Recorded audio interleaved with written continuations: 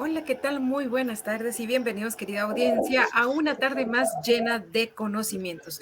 Recuerden que este diplomado de deporte ancestral de pelota maya en Guatemala se les va a estar dando una serie de conferencias todos los días jueves a partir de las 3 de la tarde. Dicho diplomado, ustedes tienen que acumular cada uno de sus diplomas para al final tener crédito de un diploma tamaño título donde los va a evidenciar que ustedes finalizaron con dicho diplomado. Así que si ustedes quieren tener su diploma tamaño título por parte de la Universidad de San Carlos de Guatemala, deben de llenar sus datos y estar en cada una de las conferencias para que ustedes puedan al final enviarnos sus diplomas al correo que nosotros proporcionaremos al final para que ustedes puedan obtener su diploma tamaño título.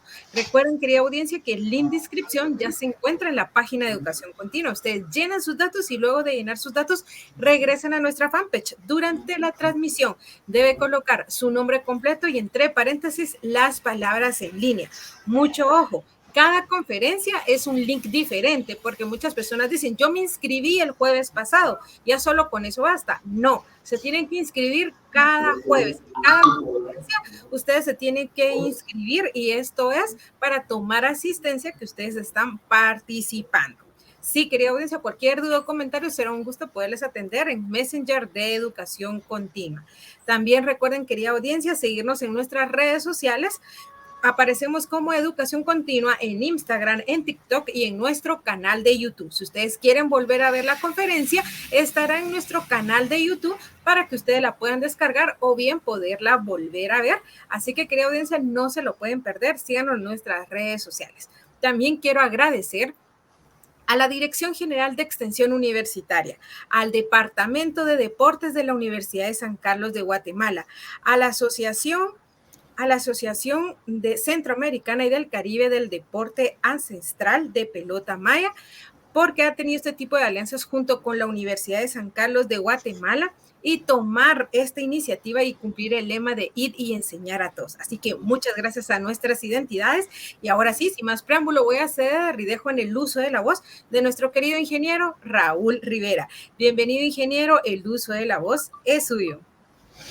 Buenas tardes, Sara, muy amable, gracias. Un saludo a toda la audiencia. Pues para nosotros como Departamento de Deportes realmente es un gusto poder estar compartiendo todos estos temas tan importantes como es el deporte ancestral. Para nosotros es un espacio importante que se va creando de parte de nuestro departamento a través de la licenciada Telma Ayala y las gestiones a través de la Asociación Panamericana también. El día de hoy pues estamos con la segunda parte del deporte ancestral en Guatemala. Le damos la bienvenida al licenciado Manuel Eduardo Morales, quien a bien estará con nosotros compartiendo este tema tan importante. Antes que nada, pues vamos a hacer una pequeña reseña de todo el currículum del licenciado. Él tiene una licenciatura en antropología en la Escuela de Historia de la Universidad de San Carlos de Guatemala. Ha trabajado en el Consejo Nacional de Áreas Protegidas, CONAP, como apoyo técnico a la Dirección de Asuntos Técnicos Regionales, en la Fundación Lucy W. Stigler, como funciones principales, la coordinación de actividades y proyectos de desarrollo económico, social y cultural para San Andrés Samatajbaj, Sololá. También ha trabajado en la asociación Coincidir como tallistas arte con niños y adolescentes en la asociación Coincidir Chimaltenango. También ha trabajado en la Confederación Deportiva Autónoma de Guatemala como encargado de interculturalidad en la sugerencia técnica. Ha sido asesor para proyectos Olajubac TUM, la nueva era del deporte, de la Dirección de Desarrollo y Evaluación de Proyectos en la Subgerencia de Desarrollo Institucional de CDG. Ha trabajado también como coordinador de eventos de formación, capacitación a personal de CDG para el desarrollo humano institucional desde una vivencia de la interculturalidad en el marco del Oxlajubac TUM como la nueva era del deporte federado. También en el Ministerio de Educación como encargado del proyecto de juegos de pelota maya en la Unidad de Interculturalidad de la Dirección General de Educación Física de IGEF. Formación del equipo de pelota maya de IGEF para exhibición y capacitación en sistemas educativos nacional. Coordinador de actividades del personal asignado al desarrollo de la pelota maya en la Dirección General de Educación Física. Elaboración de manual de enseñanza-aprendizaje del CHAG, el ancestral juego de la pelota maya para la clase de Educación Física en IGEF. asesoría en la elaboración de orientación metodológica para docentes de educación física en la enseñanza de la pelota maya a nivel primario, participante en el 10º Congreso Lingüístico y Cultural Maya en Valladolid, Yucatán, México, coordinador de la delegación guatemalteca para la presentación de juego de pelota maya en el Tianguis de Diversidad Cultural, Ayuntamiento de Cancún, Quintana Roo, en México, participación en el 11º Congreso Lingüístico y Cultural en Toledo, Belice. En Verona, Italia, participó en el 9º Festival Internacional de Juegos Tradicionales Tocati, en la Asamblea de la Asociación Mundial de Juegos Tradicionales y Deportes Tradicionales, IFFSGA. También en el Ministerio de Cultura y Deportes fue coordinador del programa de juegos autóctonos y tradicionales de las áreas sustantivas en la Dirección General del Deporte y la Recreación del Ministerio de Cultura y Deportes, creación del programa del Pelota Maya, coordinación de las actividades del personal asignado al programa, coordinación de eventos nacionales del MICUDE.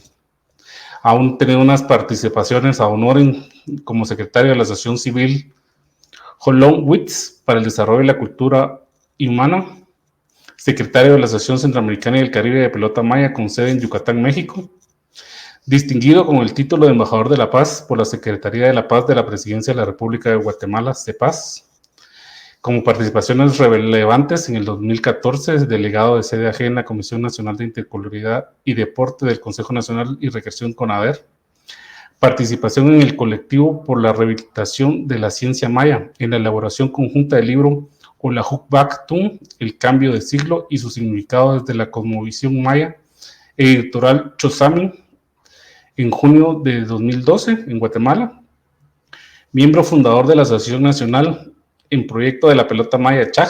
Esta asociación fue creada con el objetivo de incorporar este deporte al sistema del deporte federado nacional en Guatemala. Participación, filmación de documentales sobre la cultura maya y el juego de pelota maya en Tikal, Yacá, Topoxte, Misco Viejo e Ixinché para el canal norteamericano de televisión The History Channel, National Geographic y Discovery Channel. Coautor del libro Nuestra Medicina Tradicional y Popular Centroamericana. Coautor del libro Nuestra Cultura Lúdica, Juegos Tradicionales de Centroamérica. En 1998, en París, Francia, trabajó en el montaje de la obra de teatro El Libro del Tiempo, inspirado en el Popol Vuh, motivo de las celebraciones mundiales del año 2000 como el Año de la Cultura y la Paz, con la compañía Le Tour du Bedel, UNESCO, con el Ministerio de Cultura de Francia. Estuvo en gira 3 meses con exposiciones de pintura y conferencias sobre la cultura maya con la organización Operation Dagbatek y la Agencia de Cooperación Danesa en el año 1997. Como bien miran, es una amplia trayectoria del licenciado. Realmente fue un resumen el que hice el día de hoy, porque sí es bastante extenso. No me queda más que darle las gracias al licenciado por estar compartiendo el día de hoy con nosotros, y lo dejo en el uso de la palabra.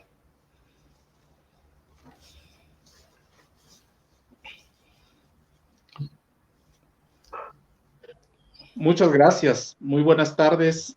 Es un gran honor para mí poder compartir y poder transmitir algo de lo mucho que yo he ido aprendiendo también en este caminar de la investigación y el fomento de la pelota maya y de nuestros deportes y recreaciones ancestrales. Pues un saludo cordial a las y los participantes que están esta tarde y que pues los exhorto a que continúen y completen el diplomado. Creo que es un recurso que hay que aprovechar, es un recurso muy valioso que está aportando la Universidad de San Carlos de Guatemala a través de educación continua. Muchísimas gracias y muchos saludos y agradecimiento a los organizadores y coordinadores de este diplomado por la invitación. Muy bien, el tema que hablaremos esta tarde se refiere al ancestral deporte de la pelota maya en Guatemala. Es un tema que podríamos extendernos mucho, pero más que explicarles o contarles cómo fue que inicia toda esta aventura, hay algunos aspectos importantes que yo considero que deberían conocer, sobre todo las nuevas generaciones que van ahora bastante encaminadas en el desarrollo del juego de pelota. Entonces me gustaría compartirles los muchos o pocos conocimientos que que yo he adquirido, pues de eso se trata, ¿verdad? De compartir y dejar un legado también. Los orígenes ancestrales. El siguiente, por favor. El juego de pelota no es propio ni exclusivo del área maya, es una tradición, un deporte, un ceremonial que se remonta hacia más o menos 3.500 años antes de Cristo, y es una tradición lúdica, ritual, que se distribuyó, por decirlo así, en varias regiones del continente. La que más sobresale es Mesoamérica. Guatemala forma parte, es la parte que está señalada en rojo en el mapa, es la meseta central del continente, y la característica principal de esta región es de que compartimos aspectos culturales prehispánicos comunes, muy importantes, como las pirámides escalonadas, la matemática vigesimal, la escritura jeroglífica, los campos de pelota, el campo de juego de pelota, el palo volador,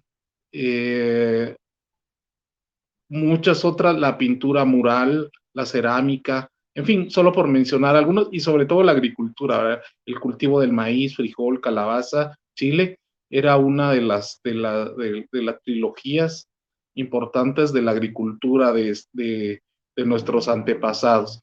Pero el juego de pelota se extiende en una región muy amplia del continente. Entonces, arqueológicamente, hasta ahora se conocen más de 1.600 campos de juego de pelota que los arqueólogos y arqueólogas han descubierto, han trabajado, excavado en un territorio que va desde Oasis América, que es el sudoeste de los Estados Unidos, o sea, Arizona, hasta Argentina, pues en este territorio, incluyendo el Caribe y las islas de las Antillas. Entre los vestigios más importantes que yo podría considerar es estos fragmentos de murales, es un solo mural, pero son fragmentos de escenas de juego de 9 diferentes juegos de pelota. Este mural se encuentra en el barrio de Tepantitla, en Teotihuacán, México, la milenaria ciudad que en su momento fue más grande que Roma, más grande que Constantinopla, más grande que Grecia, más grande que cualquier ciudad de cualquier región histórica del planeta.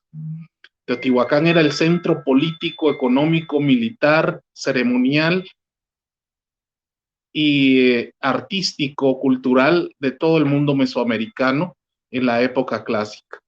Entonces, es importante mencionar que Teotihuacán era contemporáneo a la ciudad de Tikal.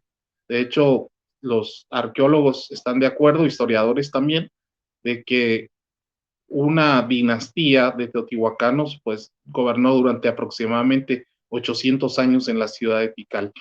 Pero en esta ciudad confluían varias culturas y cada una llegaba a esta gran metrópoli que era el centro de la vida, era el centro neural de la vida cultural, política, militar, económica de la época, y pues todas las culturas que confluían llevaban sus diferentes juegos de pelota.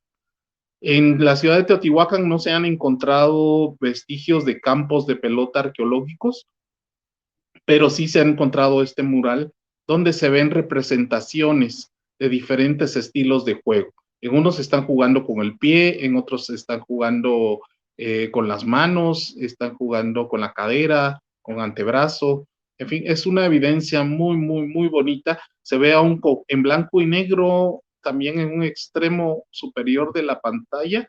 Pueden ver un dibujo en línea, en blanco y negro.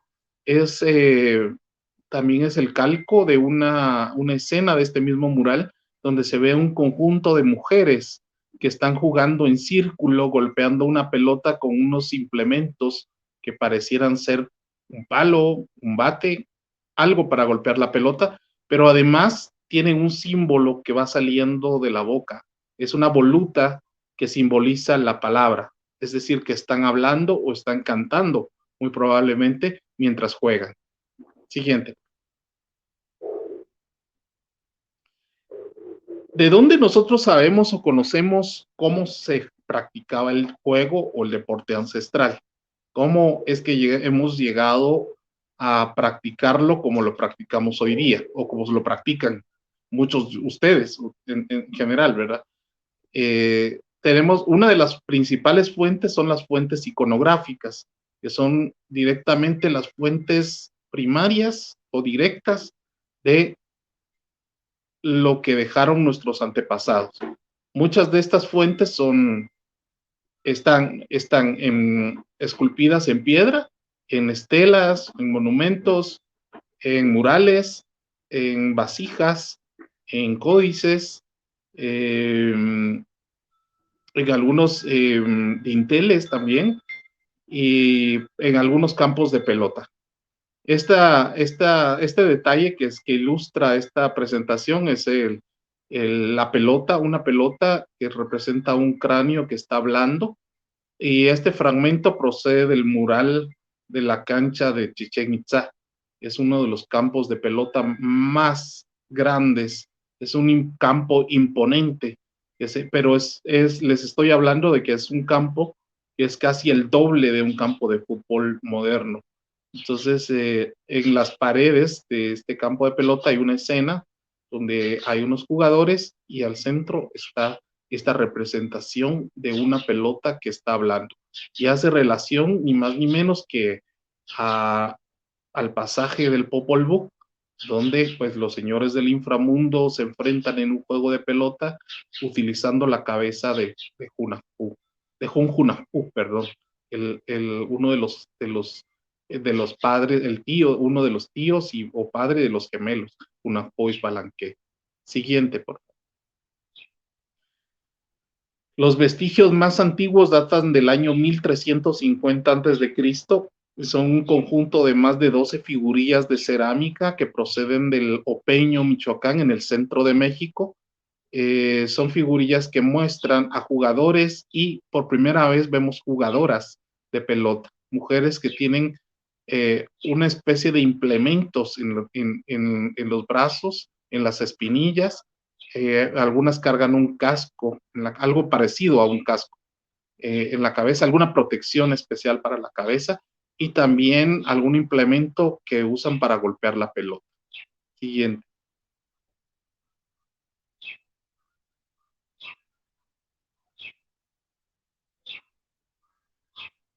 El siguiente, por favor. Hay muchas representaciones esculpidas en piedra. Estos son elementos que se les conocen como palmas. Son básicamente proceden del Golfo de México, de las costas del Golfo de México, y se cree que era parte de la parafernalia ritual o ceremonial del juego de pelota. No se sabe exactamente qué utilidad era. Posiblemente no eran necesariamente las de piedra que se utilizaban, quizás son representaciones en piedra de algo, de algún tipo de implemento o algo más perecedero, o algunos tienen la teoría, algunos investigadores consideran que podrían haber sido algún tipo de preseas que pues eran otorgadas a jugadores que se distinguían durante el desarrollo del juego. Siguiente. Esto es bien interesante, por eso a propósito lo puse acá. El dibujo en línea es es la recreación, la copia de un artista que se llama Iker Larrauri, que él se basó en una estela de una ciudad justamente en el Golfo de México, de la ciudad del Tajín. La escena es un jugador de pelota que está siendo asistido por otro personaje para colocarse los arreos o los implementos del juego. Y al lado derecho para mí, o al lado derecho de la pantalla podemos ver las fotografías de representaciones en piedra de basalto de estos implementos, la rodillera, el yugo, así le llaman los arqueólogos. Vamos a ver más adelante un poquito más información de en textos antiguos, era un tipo de implemento o protector que se usaba, todavía no se sabe exactamente su uso, pero sí estamos viendo que este personaje le están colocando este yugo en la cintura, y la forma del atado en forma de X representa un jeroglífico muy antiguo que simboliza el movimiento. Es importante, les adelanto también, para que no se me olvide más adelante darles este dato, que se han encontrado infinidad de yugos de piedra, algunos de jade y otros, la mayoría de basalto, pero en la ciudad de Tikal, en los años 70, un arqueólogo francés encontró un ejemplar hecho de madera y que tenía restos de pintura, y los restos de pintura coinciden con los colores que hoy día utilizamos todavía en las ceremonias mayas, es decir, el rojo, el negro, blanco, amarillo. Estos yugos pues pesan más de 35 libras. Entonces, imagínense, es un poco complicado los que juegan. Eso sería casi imposible o sobrehumano poder utilizarlo, pero es muy probable que sean la representación no perecedera, es decir, algo que podía perdurar sobre algún otro implemento que pudo haberse utilizado en alguna versión del juego. Recuérdense que en el mural anterior que vimos de Tepantitla, habían 9 diferentes formas, y yo tengo la teoría de que eran más de 3 estilos diferentes de juego. Siguiente, por favor. La pelota de hule. Bueno, ahora muchos de ustedes incluso creo que ya han logrado reconstruir el proceso de la fabricación de la pelota de hule. Bueno, este conocimiento viene desde hace 3.500 años. La fotografía, bueno, en la foto que vemos en la parte superior izquierda, vemos una maqueta hecha de barro, donde se ve un campo de pelota y se ven los jugadores y se ve el público, cómo están sentados viendo el desenlace o el desarrollo de un encuentro de juego. La foto superior derecha es una pelota moderna, y la foto en la parte de abajo, donde dice la pelota de hule, es una pelota arqueológica. Es decir, es una pelota original que tiene más de 3.000 años de antigüedad. Al lado de la pelota vemos la fotografía de la página de un códice azteca, donde se ve un campo de pelota y se ve un juego ceremonial o ritual, donde cada uno de los jugadores sostiene una pelota de hule. Siguiente. Estas pelotas, aquí podemos ver a colores el diseño de Iker Larrauri, ¿verdad? Y a un costado vemos la estela de donde él se basó para hacer esta ilustración. Es bien interesante ya verlo, ver el estilo de los antepasados y ver ya el estilo de un artista moderno, ¿verdad? Un poco más realista o más fotográfico, si lo queremos ver así, decir así. Las fotos de estas dos esferas o dos pelotas son las dos de las más de una docena que se encontraron en el sitio conocido como el Manatí, en Veracruz, México. Dos arqueólogos mexicanos encontraron en una tumba, encontraron más de una docena de pelotas de caucho, considerando el tiempo que tienen y considerando el clima húmedo tropical, del contexto donde fueron encontradas, pues están en un estado de conservación considerablemente admirable. En esas fotos se puede apreciar la medida, se puede apreciar la forma o el estilo de su fabricación y el material, que es básicamente caucho sólido, como las pelotas que utilizan ustedes actualmente para sus torneos o encuentros. Y esto desmiente la teoría de un antropólogo francés que estuvo difundiendo durante mucho tiempo una idea errónea de que nuestros antepasados utilizaban un cráneo humano forrado de caucho para jugar. Totalmente aberrante, una versión totalmente distorsionada de lo que es nuestra historia y nuestra cosmovisión. Siguiente, por favor.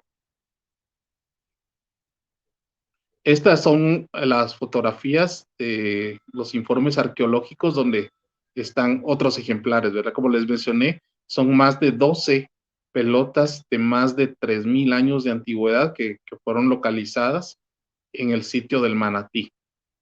Siguiente. Esta es la planta, en la hoja del caucho, la hoja verde que ven solo hojas, es la hoja del árbol del caucho que durante la época de la colonia, la conquista, se le llamó Castilla elástica. En algunas regiones de la costa sur, sobre todo en Retauleu y Escuintla, le llaman hule criollo, ¿verdad?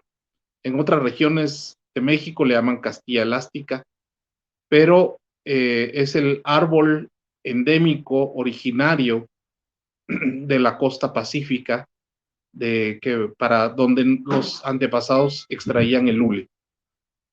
Las plantaciones que vemos hoy día en toda la costa de toda la costa es una variedad brasileña que fue traída ya a mediados del siglo XX para su explotación, y es una planta que fue modificada para que el látex que produce tenga ciertas características, sobre todo para uso industrial.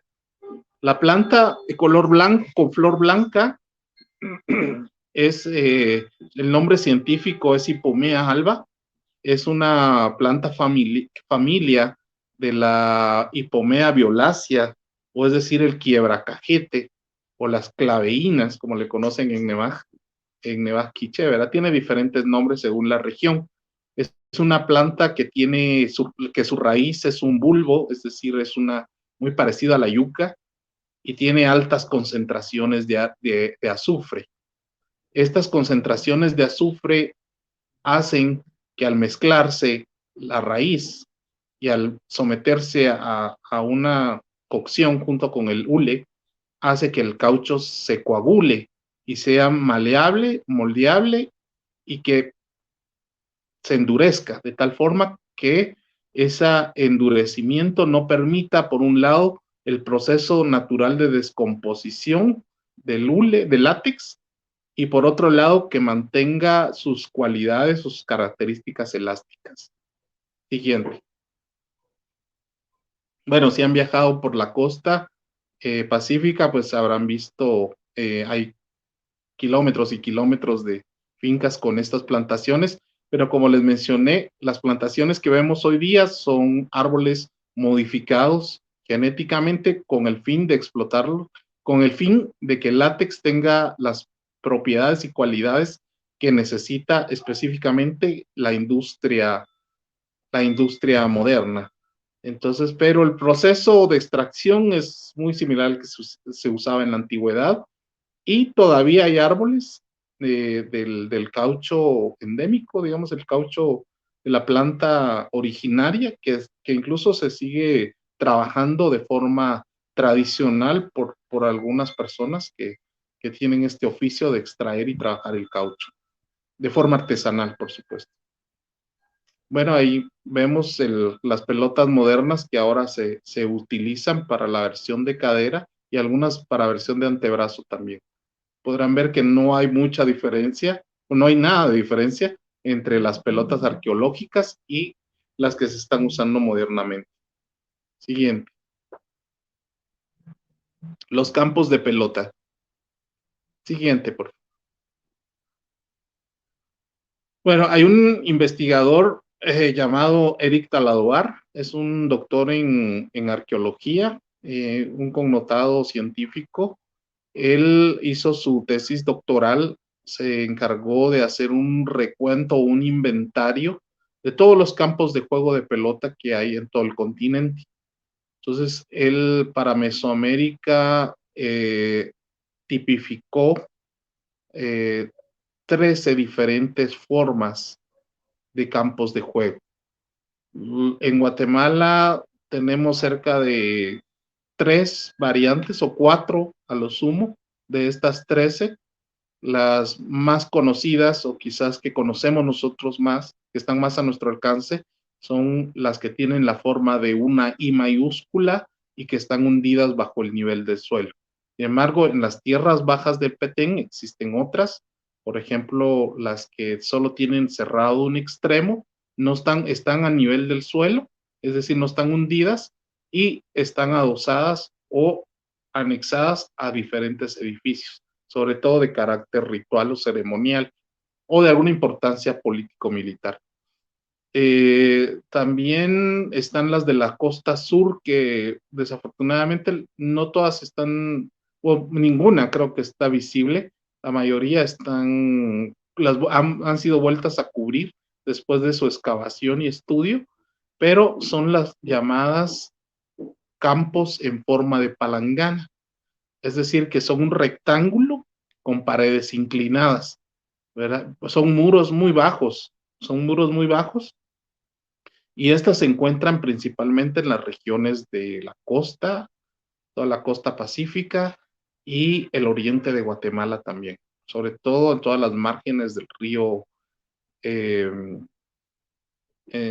perdón, ahí se me fue el nombre ahorita, pero es el río que llega hasta Copán, es el río que cruza Zacapa y toda esta región oriental.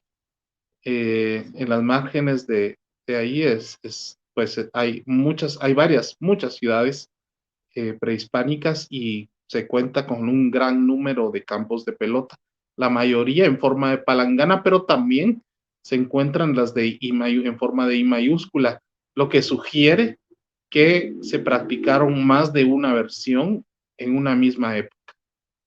Siguiente. Aquí podemos ver ya ejemplos concretos.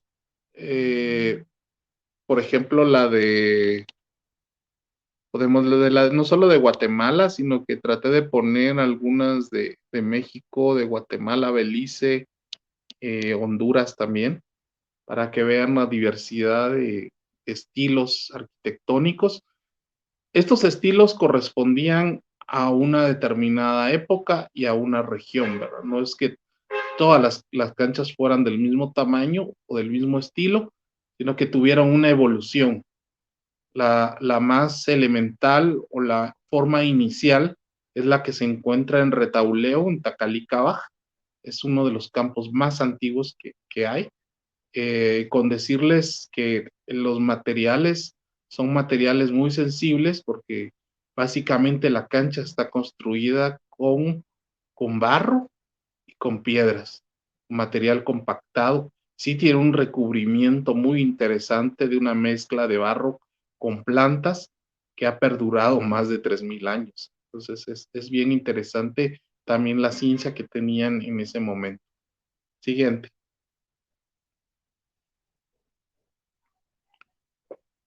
Como verán, este estilo arquitectónico se difundió en todo Mesoamérica.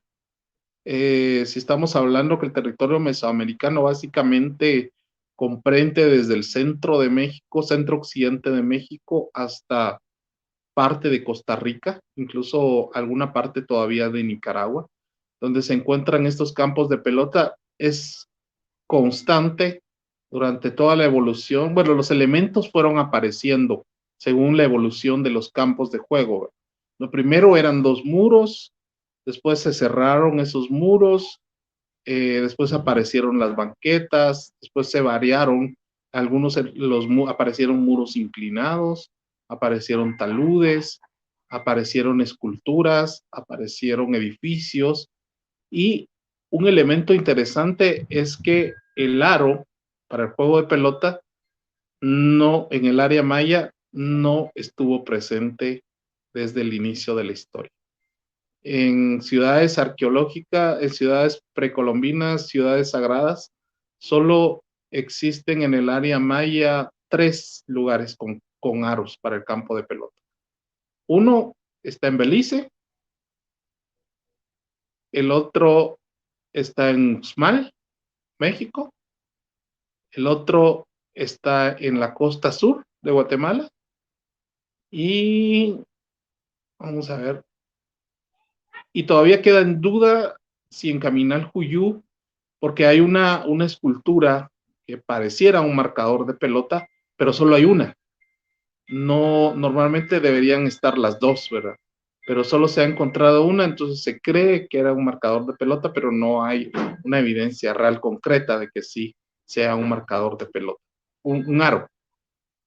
De ahí, bueno, no tengo una foto, pero pues la que está en San Juan La Laguna también yo la conocí hace un par de años y me sorprendió muchísimo haber visto ahí una escultura de un marcador de pelota en piedra caliza. Pues muy, muy interesante. Siguiente. Bueno, estos son básicamente los diseños de los estilos de los campos de pelota maya específicos para el área maya. Ahí podemos ver las dimensiones, las inclinaciones de los muros, el ancho de las banquetas, la altura de los muros, y la configuración de las plantas, ¿verdad? Es decir, visto desde arriba.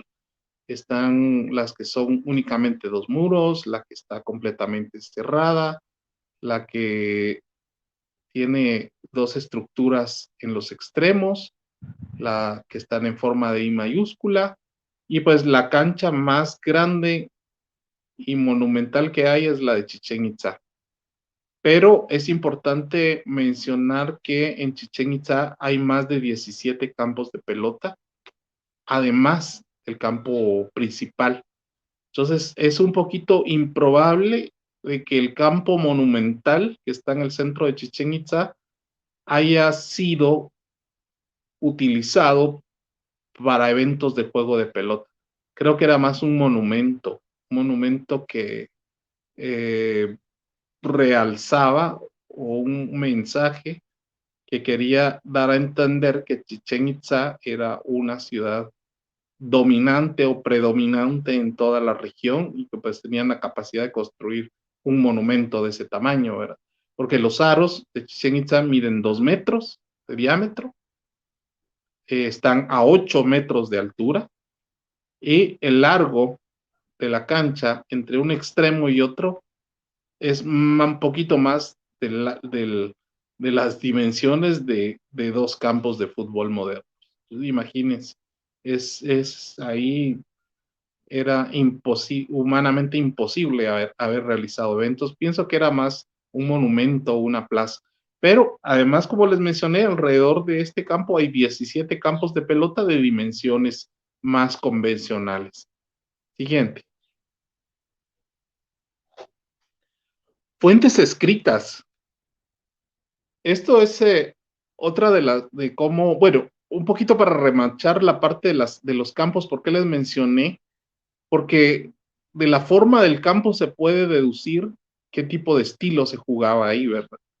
Es decir, en un campo muy largo, como por ejemplo el de Saculeo, pues es obvio que se pudo haber impulsado la pelota con la cadera y podía haber alcanzado distancias mayores. En campos más pequeños, como el de Xinche, quizás se jugaba con la cadera, pero posiblemente tenía la función también de utilizar otra versión como antebrazo o otra en la que se utilizara algún implemento quizás para golpearse con la mano.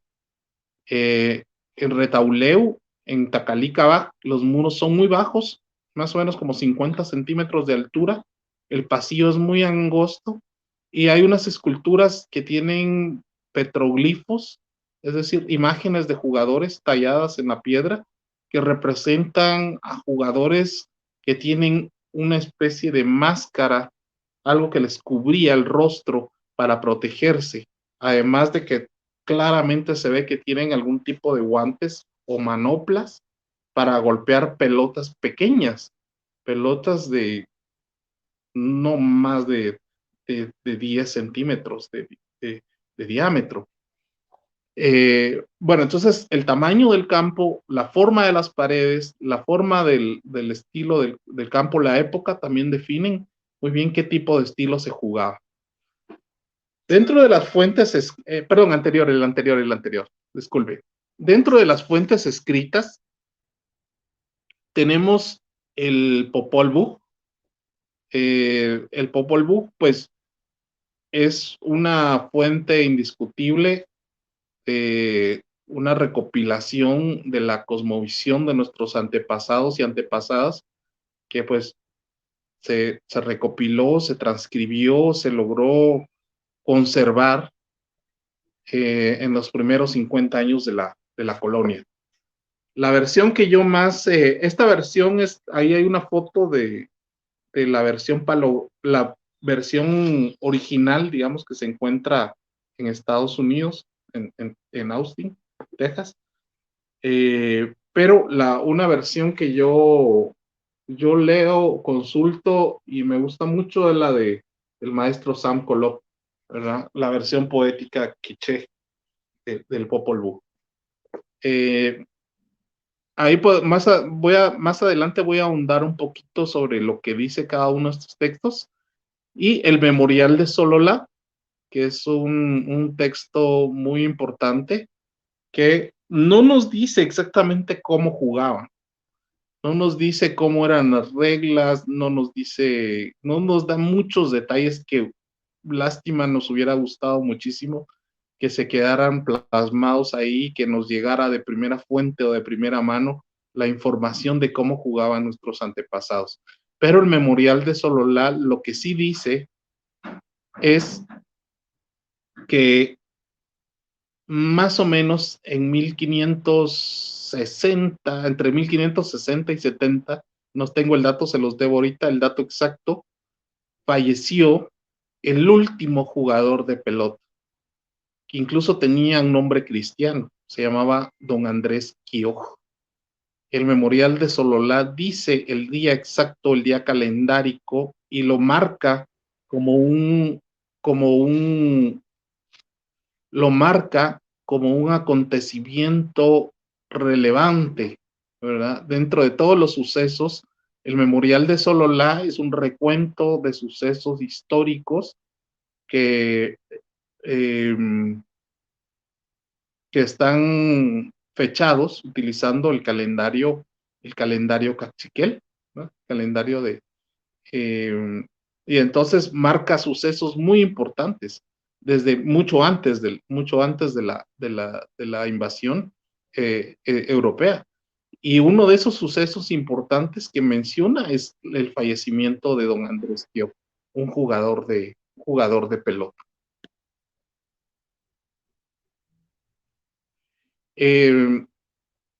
Muy bien, el otro documento es son los textos, o los otros documentos son más o menos más de 200 fragmentos, más de 200 fragmentos de textos o de textos escritos principalmente por frailes durante la época de la colonia, incluso en los primeros 50 años, en los primeros 50 años de la invasión. Entonces, ellos sí vieron,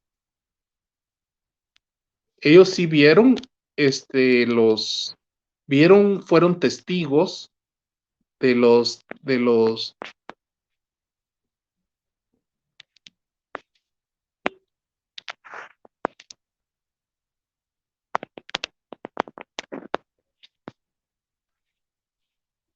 disculpen, tuve un desfase ahí. Ellos sí fueron testigos de los juegos, es decir, lo vieron. Por ejemplo, Fray Bernardino de Sahagún decía que en un fragmento de estos, como les digo, son más de 250 fragmentos, no hay relatos completos, pero Francisco de Sahagún decía, y el que explica cómo es que jugaban la pelota. Dice, y el que metía la pelota por allí ganaba el juego. no jugaba con las manos, sino con las nalgas, herían la pelota. Traían para jugar guantes en las manos y una cincha de cuero para herir la pelota. Es decir, esa cincha de cuero, pues se apretaban los glúteos, ¿verdad? Muy similar a los implementos que ustedes están usando hoy día. Además de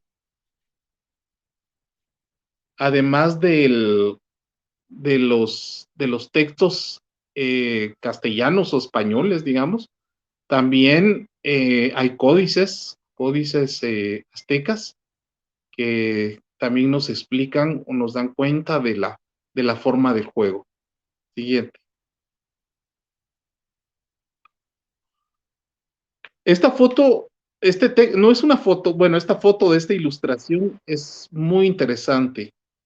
Se trata de dos jugadores, del retrato de dos jugadores de pelota, pero no eran solo dos, me parece que eran más de 4 jugadores de pelota que fueron llevados por Hernán Cortés en una de sus visitas de regreso a España para ir a rendirle cuentas al rey Carlos V de la empresa de conquista e invasión que estaban llevando, ¿verdad? Entonces Cortés le lleva muestras de animales, plantas, todo lo que le parecía, minerales, todo lo que, oro, plata, joyas, comestibles, todo lo que le parecía exótico que no existía en Europa, le lleva. Y entre lo que le lleva también son 4 jugadores de pelota. Ellos ya nunca regresaron, no se sabe qué fue de ellos, no hay registros históricos de qué pasó, pero un alemán, un historiador alemán que se encontraba justamente de visita en la corte de Carlos V, hace este dibujo y una breve descripción de lo que vio. Él cuenta de que se horrorizaron cuando vieron que la pelota era tan pesada como podía superar o vencer las leyes de la gravedad desconocidas para ese entonces, ¿verdad? Estamos hablando del siglo XVI. No sabían algo, era impensable que algo sólido pudiera rebotar y alcanzar una altura tan importante. Entonces, de hecho, los europeos, cuando vienen al continente en el siglo XVI, no se sorprenden de que hubiera un juego de pelota. Lo que les sorprende es el material del que estaba hecha la pelota. Porque en Europa, para el siglo XVI, el fútbol aún no había nacido como tal, pero sí ya habían juegos o intentos o se estaba gestando lo que muchos siglos después llegaría a ser el fútbol, ¿verdad? En Italia, en España ya habían juegos en la calle donde se usaban pelotas, pero eran pelotas hechas de cuero, rellenas con acerrín o con plumas que no rebotaban y que las personas jugaban todos contra todos sin reglas y era más que todo una actividad festiva, pero algo tan organizado, tan desarrollado y sobre todo con un tipo de implemento como la pelota de caucho, era desconocido y fue muy admirado por los europeos. Por una parte admirado y por otra parte condenado también, porque sí hubo un edicto real que prohibió la práctica del juego de pelotas o pena de muerte, ¿verdad? Entonces, argumentando que era un elemento que contravenía la fe católica y el nuevo orden colonial que se quería instalar. Entonces, pues el juego de pelota, los campos fueron destruidos y el juego de pelota quedó básicamente en desuso. Siguiente. Estas crónicas de los frailes españoles nos dicen que jugaban hombres y mujeres. Quizá la descripción más clara que yo encontré, que fue por la orientación del libro de Taladuar, ¿verdad? De Eric Taladuar, que él también hace un recuento de eso, es de las islas del Caribe y las Antillas, donde un cronista español, un fraile, dice que vio que que los partidos o los encuentros de pelota eran jugados por mujeres, habían equipos solo integrados por mujeres, en algunas eran solo mujeres jóvenes, en otras eran mujeres adultas, mayores también, por decirlo así, y con mujeres muy jóvenes, y en algunos casos jugaban mujeres contra hombres. Y bueno, y del centro de México, desafortunadamente el área maya no sobrevive tanta información como nos gustaría, tanta iconografía o tantos relatos o descripciones históricas, pero del centro de México, que finalmente es Mesoamérica, ¿verdad? Y de las islas del Caribe sí hay evidencia, y pues en el centro, en México abunda las representaciones de mujeres jugadoras de pelota. Es evidente por el tipo de vestimenta que cargan. Siguiente. Aquí podemos ver algunos ejemplos de figurillas muy antiguas. Hay de diferentes regiones, traté de ponerlas para que ustedes vean como que toda la diversidad de formas, hombres y mujeres. Es bien evidente las figuras femeninas. Siguiente.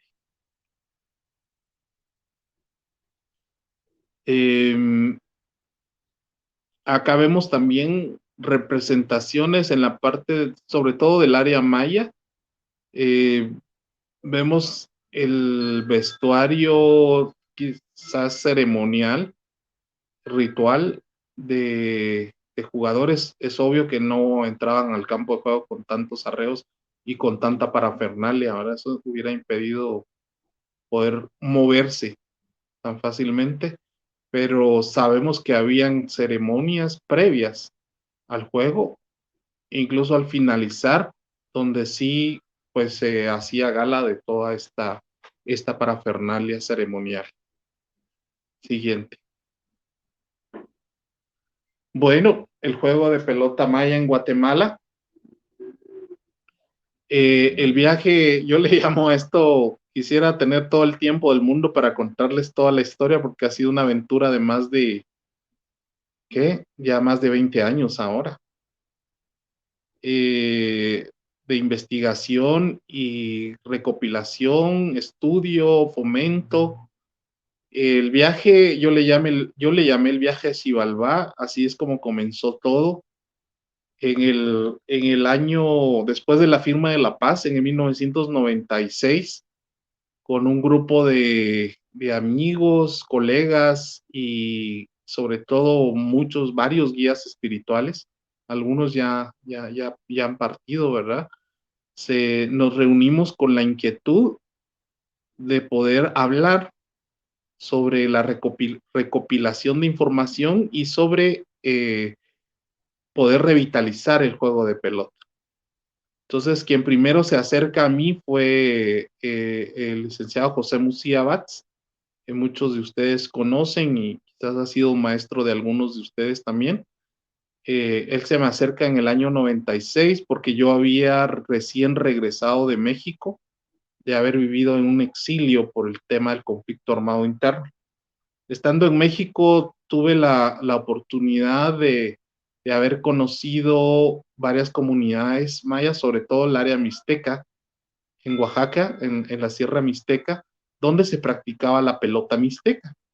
Entonces, de ahí, yo siendo un niño como de 9, 10 años, me surge el deseo, el interés y sobre todo la curiosidad de conocer más acerca de la historia y la cultura de nuestros antepasados. Entonces me llama poderosamente la atención el juego de pelota y empiezo a leer muchos libros a mi corta edad y digo, bueno, hablaban algunos libros, algunos arqueólogos, por ejemplo, Sylvanus Morley, que fue el primer libro que me leí, que es un clásico, se llama La civilización maya. Él hablaba un poquito del juego de pelota, hablaba quizás más sobre los campos. Entonces yo dije, bueno, si nuestros antepasados tenían este juego, ¿cómo habrá sido? Entonces empiezo a conocer otras versiones que habían en México y llego a la conclusión de que de algún modo todo tenía que haber estado enlazado. Esta portada amarilla que ustedes ven ahí que dice Chac, los ancestrales, juego de pelota maya, es la portada del libro que yo realicé para el Ministerio de Educación, para la Dirección de Educación Física, y que se hace un recuento histórico de los 3000 años de desarrollo varios juegos de pelota en todo Mesoamérica y en especial el área maya. Bueno, pero entonces el viaje a Xibalbá comenzó cuando un diciembre de 1997, un grupo de amigos, guías espirituales e investigadores, entre ellos podría decir yo José Mucía Bats, Santiago Zapinel, iba Carlos Hung Max, es un connotado lingüista quechí del área de la Landívar, iba también Juan José Chiriscuat, que es músico, también investigador y guía espiritual, iba Roberto Choquí, también de Sololá, y bueno, creo que en ese momento solo ese grupo pudimos ir. Emprendimos un viaje para Chijolom, una ciudad, es una comunidad que se encuentra en lo alto de un cerro que está en Senaú, y justamente el cerro se llama Chijolom también. Entonces había yo encontrado un texto perdido por ahí que decía que ahí había una ciudad y que en ese lugar la comunidad todavía practicaba el juego. Pues nos aventuramos y pues nada de eso, ¿verdad? Ya no, la gente no sabía. Recogimos muchas historias de los quechíes, de los abuelos quechíes, y tuvimos que cruzar un río. Esa foto que ven ahí es ese río que tuvimos que cruzar sobre un puente colgante para iniciar el ascenso de más de 3 horas para poder llegar a ver el campo de pelota de Chijoló. Y cuando estábamos cruzando, me recuerdo yo mucho que yo le dije a José Mucía, le dije, José, ¿te das cuenta lo que estamos haciendo? ¿Qué estamos haciendo? Me dijo. Estamos cruzando ni más ni menos que el río que divide la vida de la muerte, como lo hicieron Junapo y Balanqué cuando fueron a Xibalbá a buscar el juego de pelota. Entonces todos nos quedamos, pero fue un momento como que nos quedamos todos estupefactos. Y a partir de ahí, pues inicia la aventura. Eso les digo hace más de 20 años. Y pues cada uno toma sus caminos, ¿verdad? Después de eso, yo opto por hacer mi propio trabajo de investigación y pues consigo el apoyo en el Ministerio de Cultura y en otras instituciones para trabajar y desarrollar el tema. José Mucía, por otro lado, hace su propia investigación y resultado es su libro del Chachay, que muchos conocen, y pues él se dedica a trabajar, por un lado, con jóvenes, formando equipos, sobre todo en el altiplano de Guatemala. Por mi parte, yo me encargo del tema del deporte para todos, de promoverlo a nivel nacional e internacional y también de abrir espacios en el sistema educativo nacional para la enseñanza-aprendizaje, pero sobre todo generar los espacios, pero también generar los documentos que servían de apoyo para los docentes, ¿verdad? Y las metodologías y la parte histórica, las mallas curriculares, los contenidos, etcétera. Pues fue un trabajo que nos tocó hacer durante varios años. Siguiente. Aquí está la cancha más antigua que yo les mencioné, que es del preclásico, del 200 al 250 después de Cristo. Son los vestigios que se encuentran en la costa sur. El plano que ven arriba es el de la cancha de Tacalica Baja.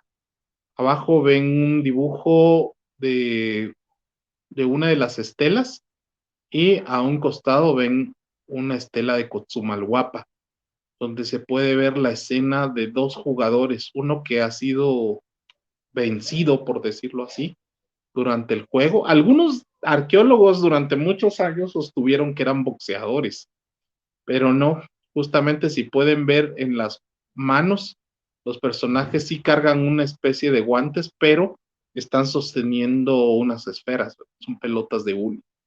Pero las canchas de esa región eran las paredes tan bajas que yo tengo la teoría de que debieron haber jugado casi a ras del suelo. Entonces la pelota debe haber agarrado una velocidad y una fuerza tal, porque eran pelotas pequeñas, que ellos tenían que protegerse las rodillas y protegerse la cara de los impactos de la pelota. Entonces, esta es la evidencia. Es muy interesante porque es otra versión, otra variante, y es muy antigua, como les digo, del 2000 antes de Cristo. Gracias. Siguiente. Pues aquí podemos ver los diferentes estilos de marcadores. Unos son los aros, como el de Uxmal, de Quintana Roo, que son la excepción. Eso es importante que conocerlo porque, pues creo que, por ejemplo, en el Ministerio de Cultura y el Ministerio de Educación, yo promoví y diseñé la forma de juego y la forma de las exhibiciones y presentaciones utilizando aros, porque de alguna forma era más vistoso, ¿verdad? Era casi un espectáculo el poder ver que se pasara la pelota de hule a través del aro, pero eso era con motivos más que didácticos, era como para crear entusiasmo, sobre todo en la niñez y en la juventud, y que no dijeran, ay, qué aburrido el juego de pelota, eso ya no existe, eso es del pasado o algo, sino que hacer un poquito ponerle un poquito de entusiasmo para que a los niños y jóvenes les llamara la atención practicarlo. De que sí hubieron aros para el juego, por supuesto que sí, pero no era la generalidad, no era la regla.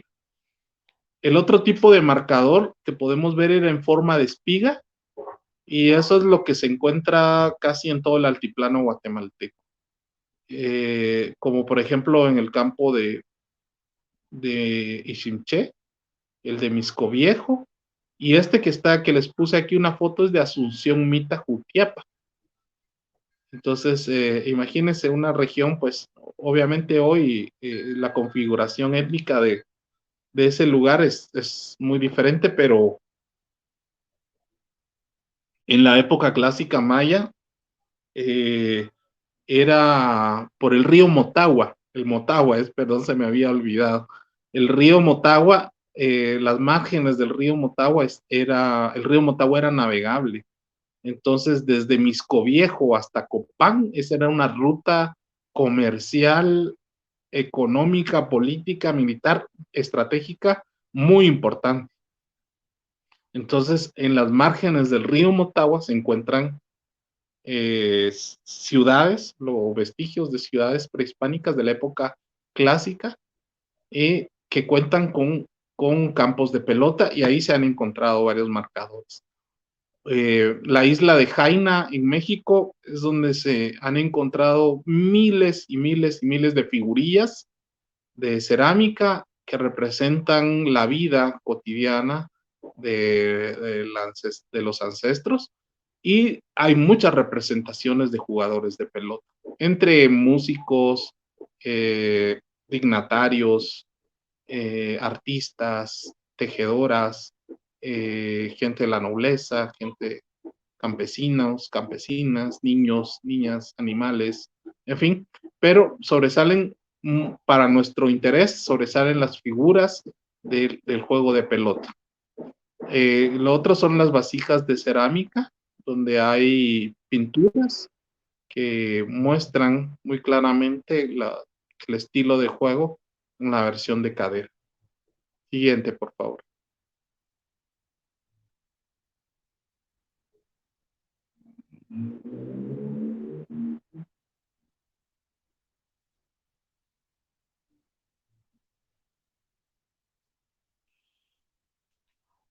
Para la época posclásica, este es el tipo de canchas que podemos encontrar.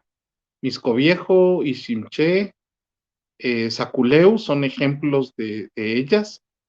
Si ustedes van al altiplano mexicano, van a encontrar que son casi réplicas exactas de los campos del juego de pelota de México de la misma época. Estas fronteras que ahora existen no significan nada cuando tratamos de estudiar nuestra historia antes de la colonia.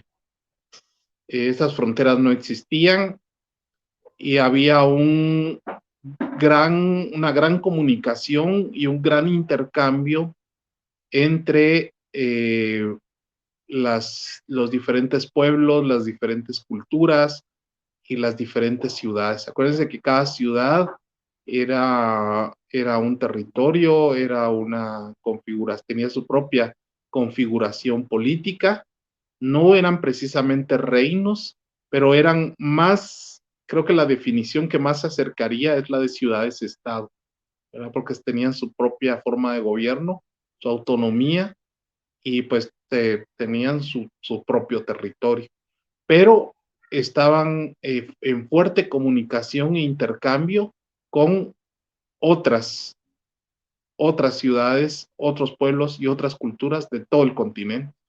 El juego de pelota era una de esas productos de intercambio cultural. Entonces, por eso es que no es raro que encontremos campos de pelota de del mismo estilo, las mismas dimensiones y casi de la misma forma en el altiplano mexicano y en el altiplano guatemalteco para el periodo posclásico. Esto también quiere decir que la forma de juego era muy similar. Yo estoy seguro que era la misma.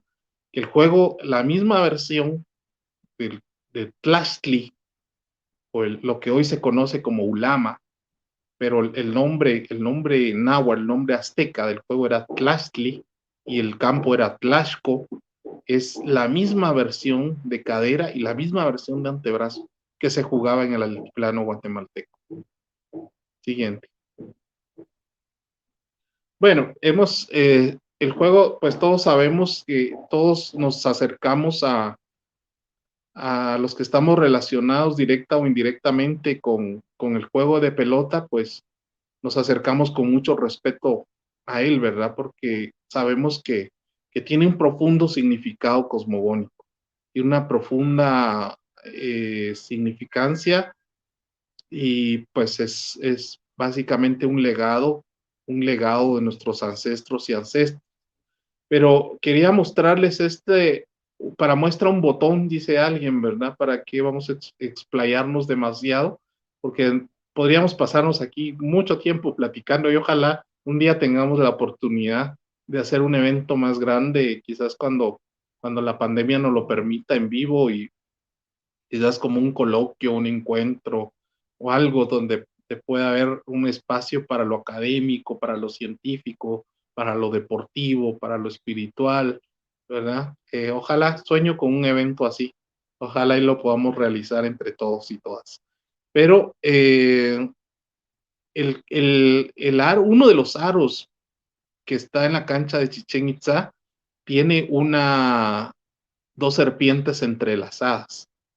Tiene dos serpientes entrelazadas que dan a simbolizar o a entender el movimiento. Pero si se dan cuenta en el otro esquema o diagrama coincide muchísimo con las fases de la luna, las fases de rotación y traslación de la luna en relación a la Tierra. Entonces, pues otro elemento importante de mencionar es que todos los campos están orientados astronómicamente, independientemente de la ubicación o la región donde estén. Y la mayoría de campos están orientados norte-sur. En algunos casos van a encontrar, por ejemplo, uno de los campos de Misco Viejo está orientado norte-sur, pero tiene una pequeña desviación de 10 grados. Pero esa pequeña desviación de 10 grados es lo que el polo norte se ha movido, porque los polos de la Tierra se mueven cada cierto tiempo, ¿verdad? Entonces, los abuelos trabajaban con una precisión milimétrica, matemática, astronómica, impresionante. Y pues este aro de pelota, si ustedes si superpusiéramos la imagen de las serpientes entrelazadas con este diagrama de los movimientos serpentinos de la Luna en relación a la órbita de la Tierra, pues veríamos que coinciden perfectamente. Siguiente. Bueno, aquí vamos a ver, a remachar un poquito más sobre la iconografía, sobre todo en las vasijas. Podemos ver en las vasijas generalmente vamos a encontrar imágenes de escenas del juego, pero entre principales, pues los epigrafistas no me dejarán mentir, que generalmente los textos jeroglíficos se refieren a personajes importantes, principalmente gobernantes, ¿verdad? Quizás algunos miembros importantes o sobresalientes de su séquito, y por otra parte, la cerámica mexicana, pues que nos muestra imágenes de juego más cotidianas, y los códices, que nos muestran representaciones más rituales, ceremoniales e incluso políticas del juego. Siguiente.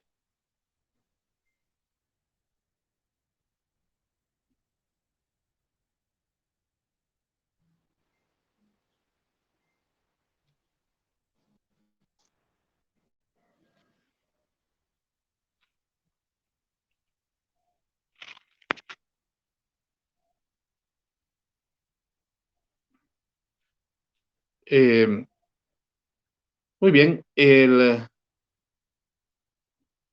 la trascendencia del juego de pelota de los jugadores en el tiempo y sus ciudades.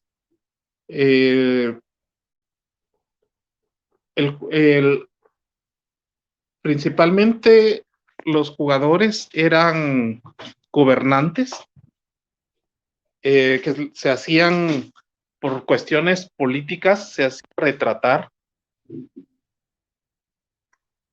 en los monumentos o ataviados como jugadores.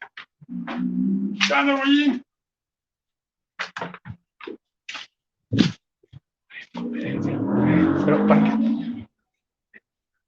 Ah, pero una media hora.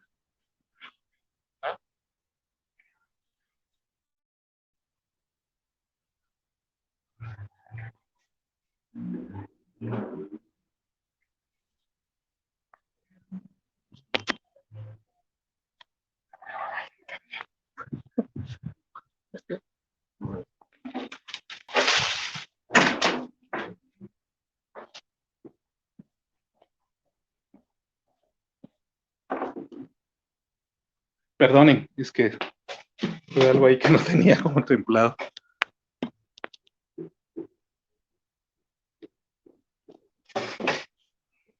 Muy bien, entonces los jugadores se hacían retratar como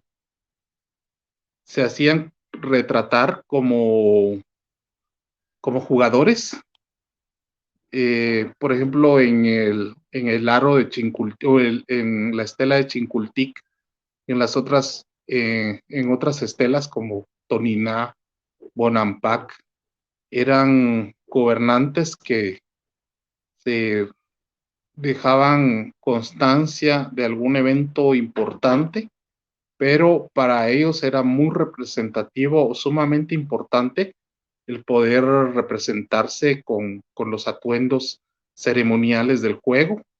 Eso les daba un estatus, incluso más que si se hubieran hecho representar como guerreros o como solamente gobernantes.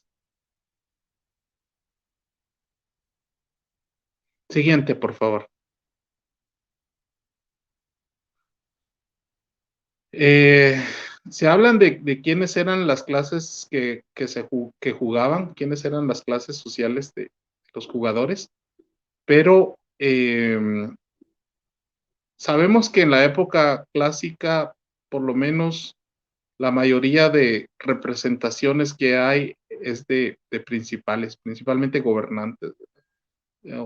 Sabemos que jugaban incluso entre, entre gobernantes de una y otra ciudad. Para la época posclásica tenemos más información de que, por ejemplo, en un día de mercado se realizaba un juego de pelota en fechas calendáricas importantes como solsticios, equinoccios y quizás las fechas conmemorativas de fundaciones de las ciudades también. Y pues sabemos de que habían diferentes niveles de juego, ¿verdad?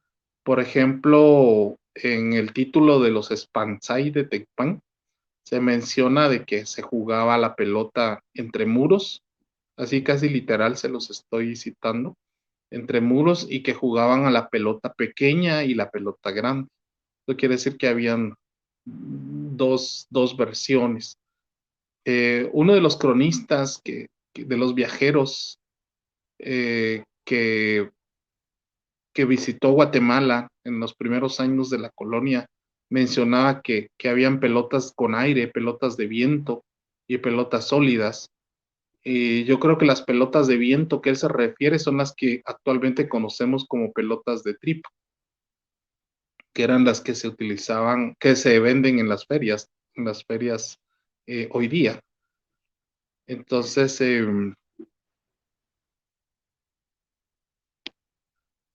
muy bien. Siguiente, por favor.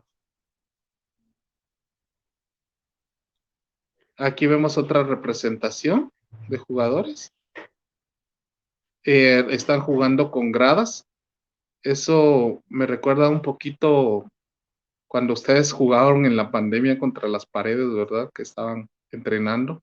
Creo que en algún momento se hizo una tipo de torneo virtual y se hacían demostraciones del juego jugando contra los muros.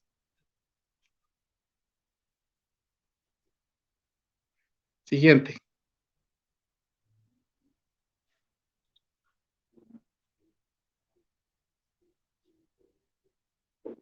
Bueno, aquí vemos más otras vasijas de cerámica. Son versiones muy antiguas del Popol Vuh. La misma escena que vemos plasmada en un vaso de cerámica, no es difícil imaginar a qué pasaje del Popol Vuh se refiere, a pesar de que el Popol Vuh fue escrito más de casi 1500 años después de que se pintaran estas vasijas. Siguiente. Bueno, ya hablamos un poco de la influencia cultural de los juegos y de la similitud en la arquitectura y en los estilos del juego. Siguiente. Bueno, vemos la cancha. La siguiente, por favor. Vemos la parte iconográfica, epigráfica. Se distingue perfectamente el perfil de la cancha. Vemos la pelota, ¿verdad? Con elementos que denotan que es algo ritual, ceremonial. Siguiente. Y bueno, dos recreaciones de cómo pudieron haber lucido algunas de las ciudades prehispánicas del altiplano guatemalteco a finales del siglo X, en el siglo XVI. Y una foto de dos de los primeros jóvenes que practicaron y se dieron a la tarea de fomentar el juego de pelota desde el Ministerio de Cultura y Deportes hace ya muchos años. Siguiente. Esta ilustración es hecha por mí. Ahí están los nombres en quiché del Popol Vuh. Son los nombres que según la traducción del maestro Sankolov, y tiene como se le nombra a cada uno de los implementos de juego. Siguiente. Bueno, ¿cómo se llamaba el juego? Hay dos versiones.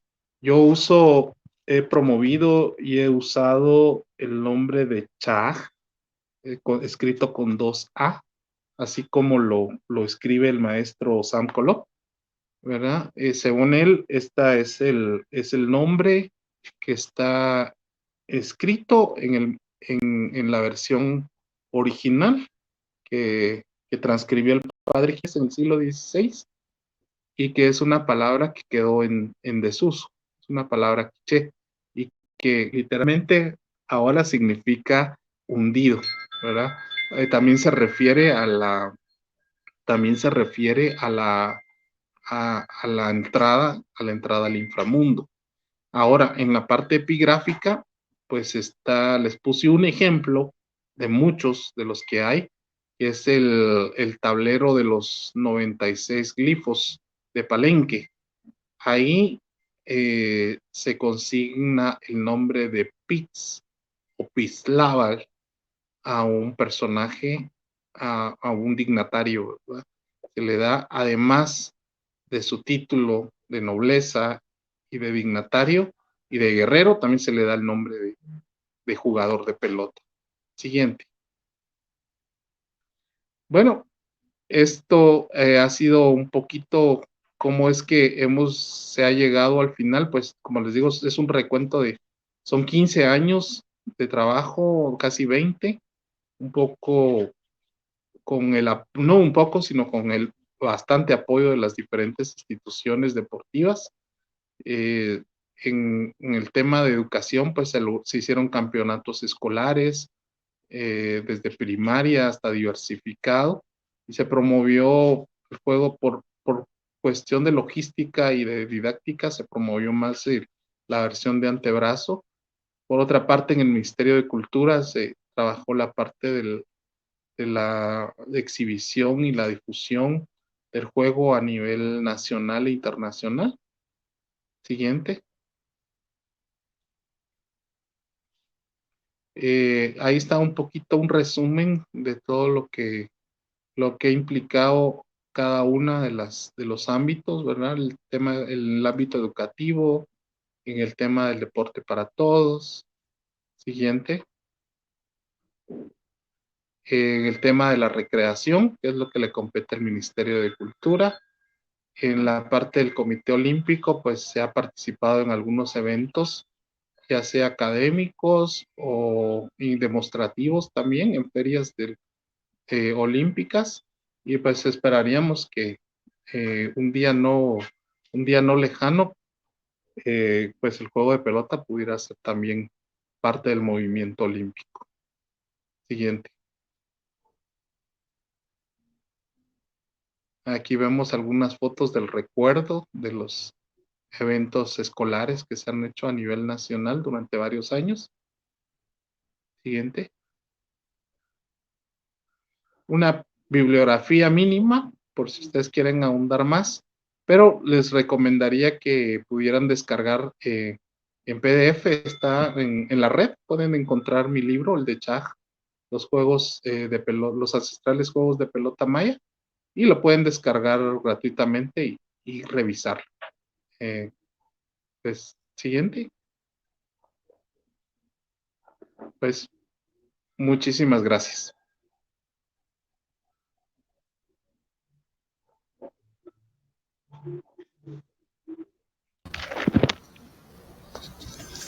Pues muchas gracias, licenciado. Pues realmente fue un valioso aporte, tanta historia, tanta cultura que ha dado o se ha investigado a lo largo de los siglos.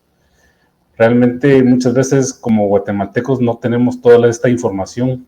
Yo creo que una parte importante es la que se hace desde la DIGEP, ¿verdad? Desde los niños que empiezan a interesarse por la cultura nacional y más por este deporte ancestral, que no solo lleva la historia, sino que también lleva arquitectura, lleva antropología, son muchas cosas las que están dentro de la esfera del deporte ancestral, ¿verdad? Realmente para nosotros es un gusto haber compartido todo su conocimiento, toda esta historia.